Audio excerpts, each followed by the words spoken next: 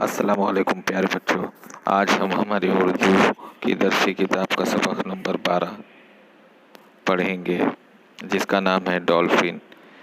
اس سبق کو ڈاکٹر قمر شریف صاحب نے لکھا ہے۔ آئیے مصنف کا تعارف کرتے ہیں۔ پیدائش 2 اکتوبر 1947 عیسوی سن۔ ڈاکٹر قمر شریف اورنگ آباد کے ایک مشہور تعلیمی ادارے سے وابستہ رہی ہیں۔ انہوں نے سائنس میں ڈاکٹریٹ کی ڈگری حاصل کی۔ سائنس اور تعلیم و تدریس سے متعلق ان کے کئی مضامین آل انڈیا ریڈیو سے نشر ہو چکے ہیں۔ ڈولفن سمندر کے مچھلی نما بڑے جانوروں میں سے ایک ہے۔ اس سبق میں ڈولفن کی بناوٹ اور اس کی عادتوں سے متعلق معلومات دی گئی ہے۔ ساتھ ہی انسانوں کے ساتھ اس کی دوستی اور ہمدردی کے مختلف واقعات بیان کیے گئے ہیں۔ عام طور پر ہر جانور یہ کوشش کرتا ہے کہ انسانوں سے بچ کر رہے۔ مچھلی کے بارے میں مشہور ہے کہ وہ انسان کی بو پاتے ہی گہرے پانی میں چلی جاتی ہے، لیکن مچھلی ہی کی طرح ایک سمندری جانور ایسا بھی ہے جو انسانوں سے نہیں ڈرتا اور نہ دور بھاگنے کی کوشش کرتا ہے، وہ ہے ڈولفن۔ دیکھیں یہاں ڈولفن ایک قسم کی مچھلی ہے، لیکن وہ ایسا جانور ہے جو پانی میں رہتا ہے، لیکن انسانوں سے جڑا ہوا رہتا ہے۔ مچھلی کی طرح انسانوں سے دور نہیں بھاگتا۔ ڈولفن دودھ پلانے والا ایک سمندری جانور ہے۔ اس کی لمبائی 6 سے 12 فٹ ہوتی ہے اور وزن 150 تا 650 گرام ہوتا ہے، یعنی 1.5 کنٹل سے 6.5 کنٹل کے قریب اس کا وزن ہوتا ہے۔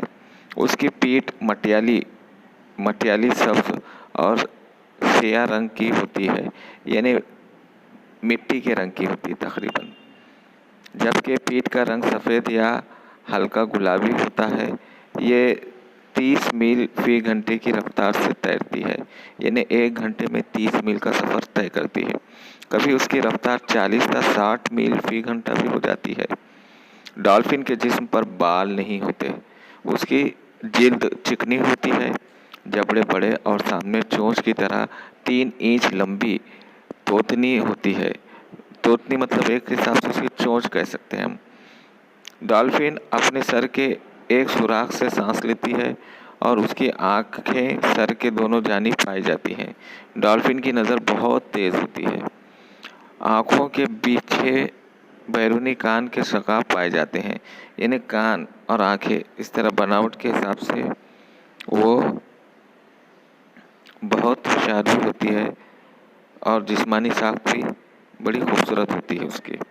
ڈولفن کے دانت غذا کو چبا نہیں سکتے۔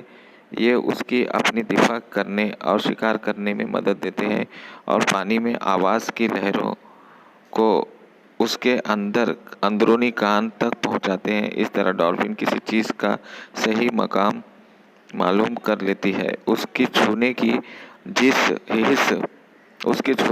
حس بہت تیز ہوتی ہے، یعنی بہت تیز ہے، لیکن سونگھنے کی قوت بہت کم ہوتی ہے۔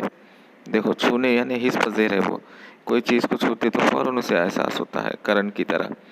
اس کی غذا مچھلیاں، جھینگے اور دوسرے آبی جاندار ہیں۔ ڈولفن ایک بہت ذہین جانور ہے۔ اس کا دماغ انسان کے دماغ سے بڑا ہوتا ہے۔ ڈولفن گروے میں رہنا پسند کرتی ہے اور اس کا ایک گروہ 2 تا 40 ڈولفنوں پر مشتمل ہوتا ہے، لیکن کبھی کبھی اس کی تعداد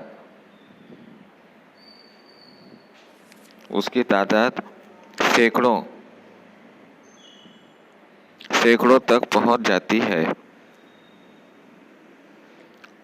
ڈولفن اپنے بچوں اور گروہ سے سیٹی کے ذریعے ربط رکھتی ہے۔ سائنسدانوں کے مطابق ہر ڈولفن کی سیٹی گروہ کی دوسری ڈولفن سے مختلف ہوتی ہے۔ وہ کئی قسم کی آوازیں نکال سکتی ہیں، انسان کی طرح ہنس سکتی ہے، سیٹی بجا سکتی، شکار کا پیچھا کرتے ہوئے گرراتی ہے शिकार पर काबू पाने पर खुशी से मियाऊं की आवाज़ निकालती है।